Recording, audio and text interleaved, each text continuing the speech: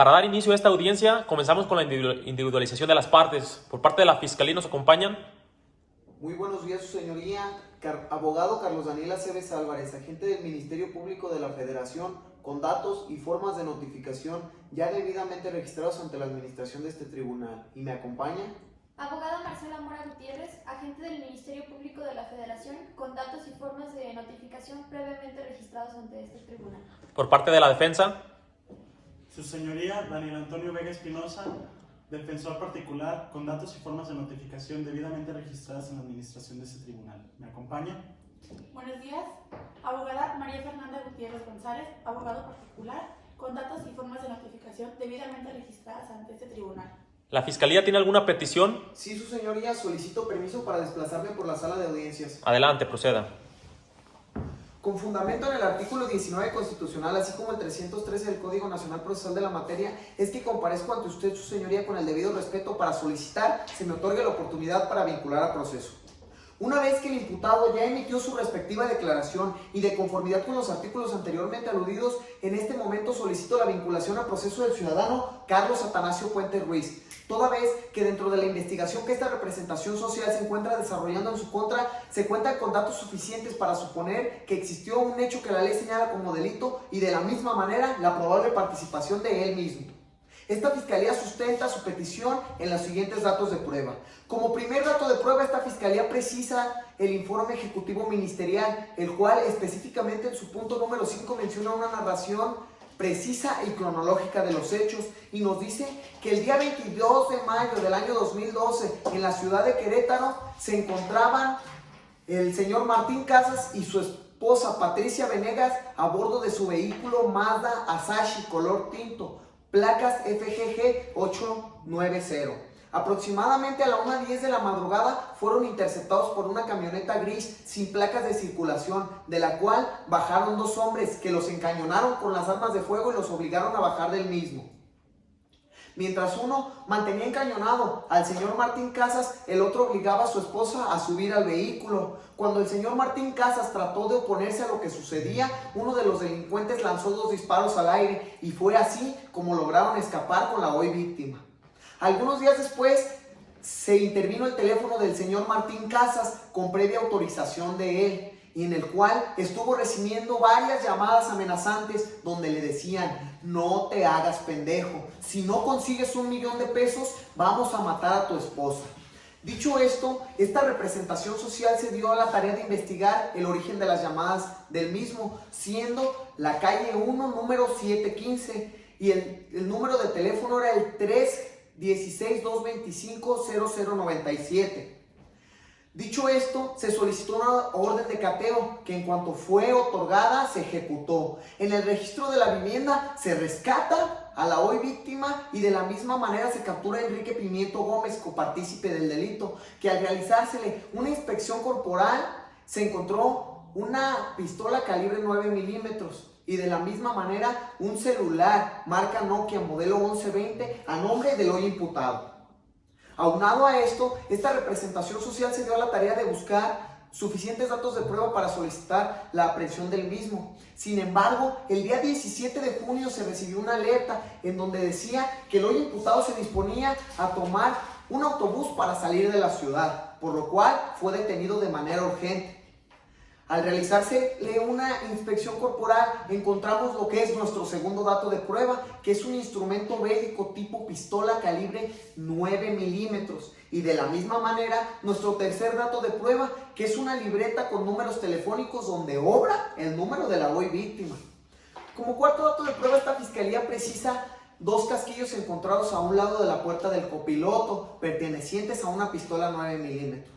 Como quinto dato de prueba, esta Fiscalía precisa la impresión de una huella dactilar encontrada en la puerta del copiloto del carro Mazda Asahi, en la cual es perteneciente al hoy imputado.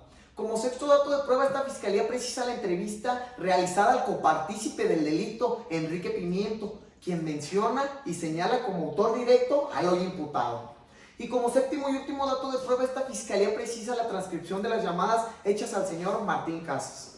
Esta representación social clasifica esta conducta de la siguiente manera: el delito como secuestro agravado en virtud de que se privó ilegalmente de su libertad a una persona y para su rescate se pedía una cantidad pecuniaria.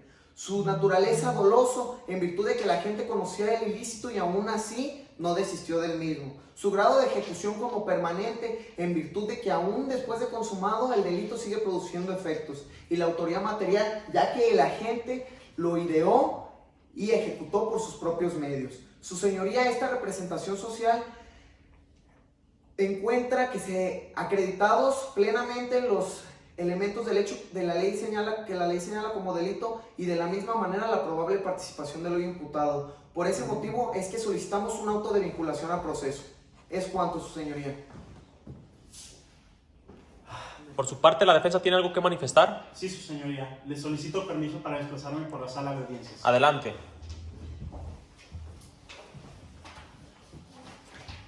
Un hecho lamentable el que vivió la señora Patricia Venegas Cruz, ya que no solo la daña a ella y a su familia, sino también a la sociedad. Pero algo que también daña a la sociedad es el querer responsabilizar a un inocente. El día 22 de mayo, el señor Carlos Puentes se encontraba trabajando en el taller Automotor Limitada. Cabe precisar que se encontraba en este lugar desde el día 21 de mayo a las 10 p.m. hasta el día 22 de mayo a las 12 p.m.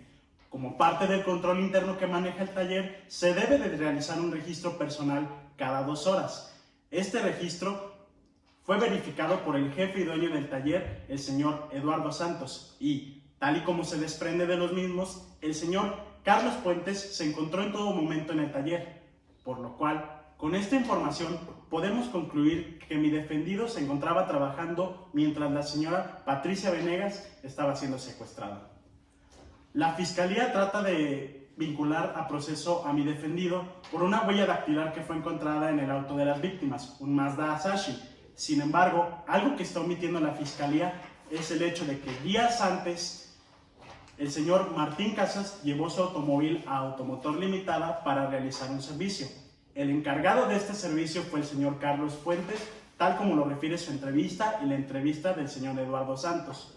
Por lo cual, podemos inferir que con la manipulación del vehículo, esta huella pudo haber llegado al mismo, no como lo manifiesta la Fiscalía que llegó ahí el día de los hechos. Además, también la Fiscalía trata o invoca como dato de prueba el hecho de que la llamada de donde se pidió rescate proviene del celular de mi defendido. Pero de nuevo, omitiendo situaciones, la Fiscalía está llegando a la conclusión de que él mismo realizó la llamada. Sin embargo, días antes a mi defendido le fue robado su celular y a raíz de esto levantó un reporte en la oficina Movistar. Esta defensa acredita esta información con una certificación de la calle 56 de una de las oficinas de Movistar. Además, también la Fiscalía invoca como dato de prueba el hecho de que en el momento de su detención en urgencia, a mi defendido le fue encontrada una libreta donde figura el nombre y el número de la víctima o el ofendido en este caso, que es el señor Martín Casas. Sin embargo, algo que está omitiendo la Fiscalía es que bajo la premisa de que existe una relación cliente-mecánico, el señor Carlos apuntó el número del señor Martín Casas a razón de que deseaba hacerle saber del estado de su vehículo y de cuando ya estuviera terminado el servicio. Además, la Fiscalía, faltando a su deber de lealtad, no anexa a los registros de investigación ningún reconocimiento. En las entrevistas figura que la señora Patricia está casi segura de que el señor Carlos Puentes no estuvo en el lugar de los hechos y no fue uno de sus captores. Sin embargo, también el señor Martín Casas no lo reconoce en ningún momento. Por lo cual, podemos concluir 2 cosas. Primera, la Fiscalía está faltando a su deber de lealtad. Y segunda, no hay un reconocimiento y por lo tanto, esto acredita el hecho de que no se encontraba en el lugar cuando la señora Patricia Venegas fue secuestrada. Además, el único testigo de la Fiscalía es el señor Enrique Pimientos, una persona que tiene antecedentes por el delito de homicidio y que en su entrevista refiere que haría lo que fuera por no regresar a la cárcel. Esto se puede interpretar de que incluso señalaría a un inocente, como es el caso que nos ocupa en este momento. Con lo anteriormente expuesto, su señoría, y con los registros que se desprenden en la carpeta de investigación podemos acreditar que sí existe un hecho que la ley señala como delito, pero para dictar auto de vinculación a proceso se debe acreditar la probable responsabilidad del imputado, lo cual no se acredita con ninguno de los registros de investigación. Es por eso, su señoría, que esta defensa le solicita de la manera más atenta se dicte auto de no vinculación a proceso y se deje en inmediata libertad a mi defendido. Es cuanto. ¿La Fiscalía tiene alguna otra solicitud? Sí, su señoría. Solicitamos se abra debate para la imposición de medidas cautelares y también desplazarme por la sala. Adelante, proceda.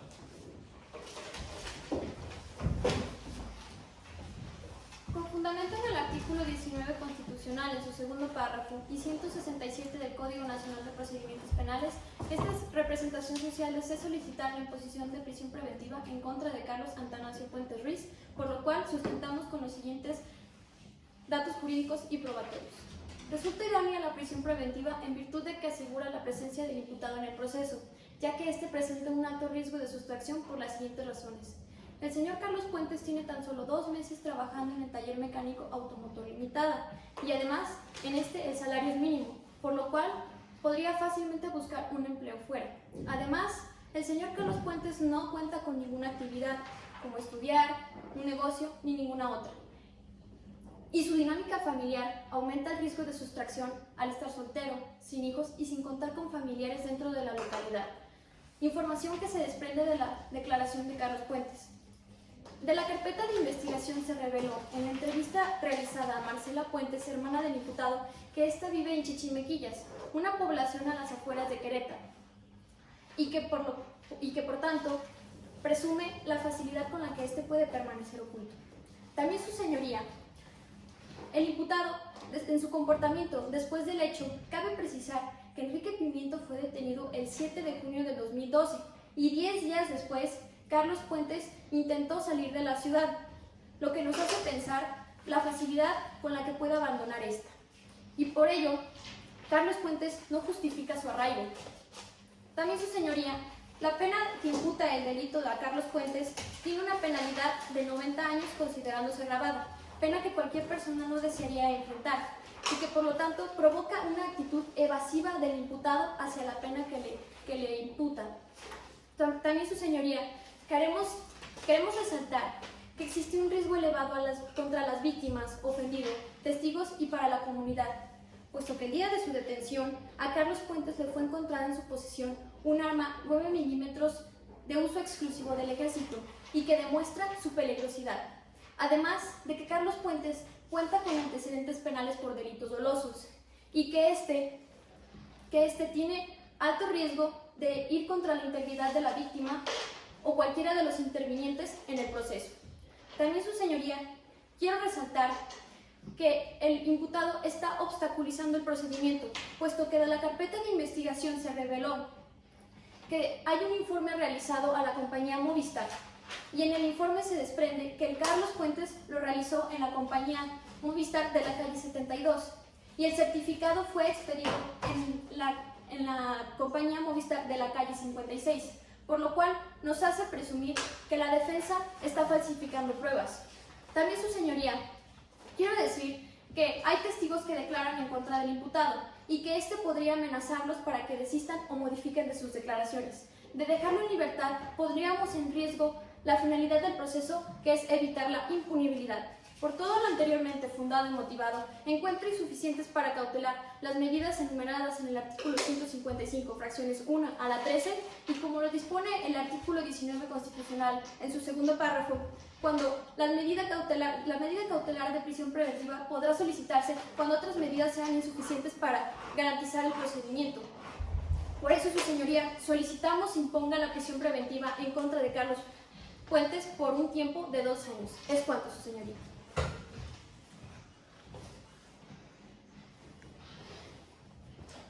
¿La defensa tiene alguna otra solicitud? Sí, su señoría. Permiso para desplazarme por la sala. Adelante, proceda.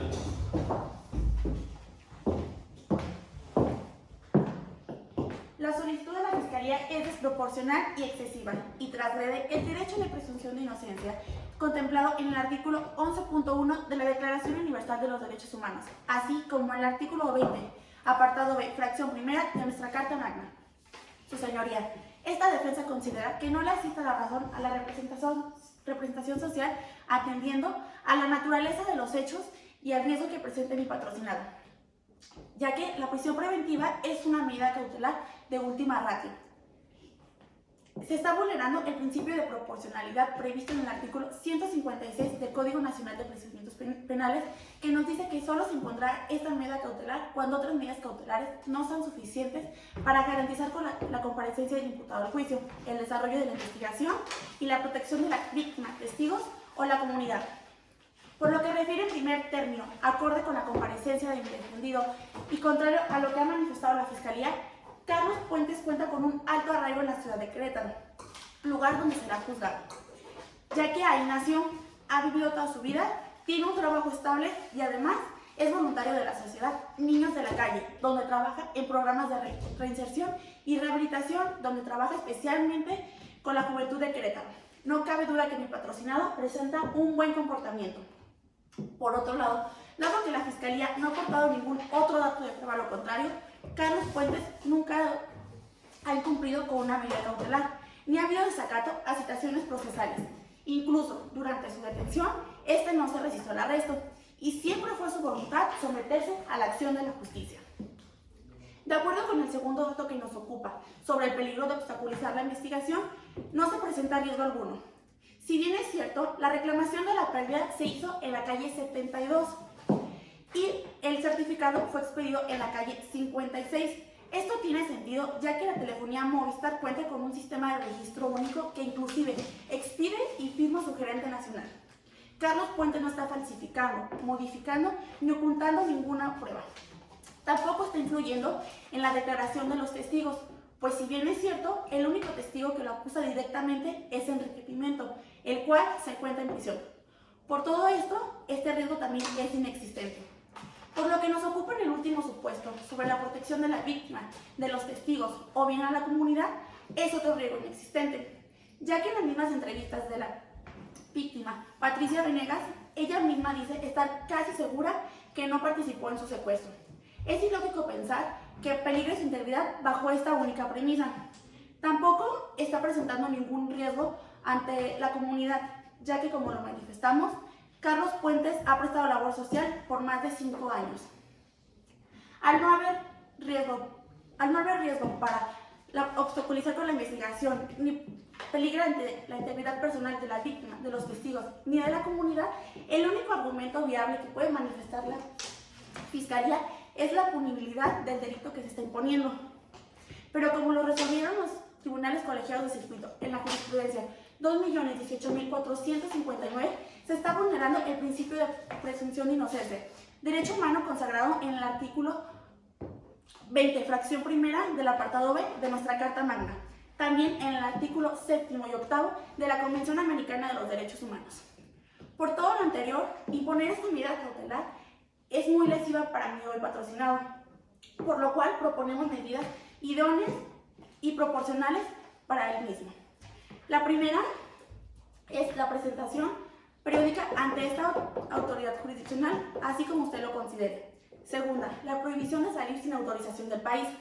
Tercera, la prohibición de concurrir al lugar de reclusión de Enrique Pimento y de visitar al domicilio de la hoy víctima Patricia Venegas. Y por último, la prohibición de comunicarse con Patricia Venegas y Martín Casas. En el 2017, más de 13,000 personas obtuvieron su libertad después de haber estado en prisión preventiva de manera ilegal. No dejemos que esta cifra aumente. Es cuanto, su señoría.